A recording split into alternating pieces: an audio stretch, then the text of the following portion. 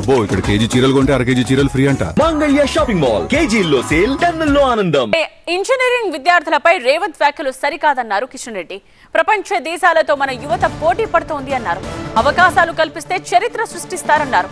ఎలాంటి లక్ష్యాలు లేకుండా కాంగ్రెస్ పాలన సాగింది. 2047 నాటికి వికసిత్ భారత్ మా లక్ష్యమన్నారు కిషన్ రెడ్డి. ఐటీ సెక్టార్లో ప్రపంచాన్ని మనం శాసిస్తున్నాం.